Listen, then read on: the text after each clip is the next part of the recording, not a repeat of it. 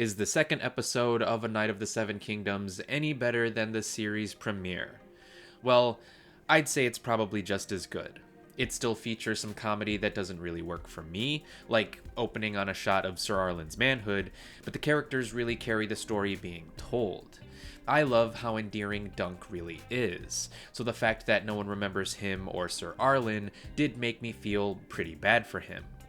Luckily for him, the Targaryen princes arrive for the tourney, and Baelor is kind enough to vouch for him, which is nice. He may not be the Baelor the Blessed, but he sure does seem to live up to the name.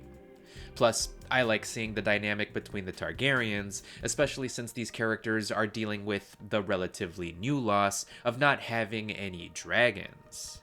But Baelor tells Dunk to create his own coat of arms, which gives him an opportunity to make his own identity. So, an infatuated Dunk asks Tanzel to repaint his shield, and he goes to a blacksmith to inquire about some new armor.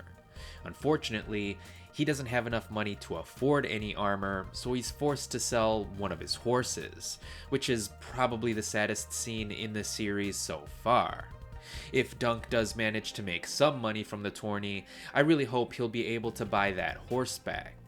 But as the tournament finally begins, Egg enjoys watching the violent jousting, as Dunk finally realizes that he may be a bit in over his head here. Still, since Arlen never achieved any fame or glory in his life, a despondent Dunk feels the weight of keeping Arlen's legacy alive. So it's a shame that the episode is surprisingly short, because it feels like we were just starting to learn some interesting details about these characters. But I guess that is to be expected when the story is nowhere near as grand or as epic as Game of Thrones and House of the Dragon. Of course, some people will take issue with that, but I don't mind how small and personal this story really feels. Especially since Peter Claffey and Dexter Soul Ansel have excellent chemistry together. I love the dynamic between their two characters, and I love seeing how they interact with everyone else around them. And now that the tournament has officially started, I'm looking forward to seeing some gnarly action sequences in the next episode. Hopefully that will help the story pick up some steam and some momentum.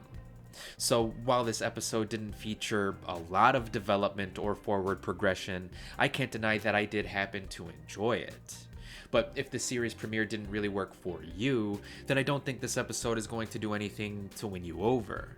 If you did like the series premiere, however, then I think this episode should still work for you, even if the lack of plot did make it feel frustratingly short.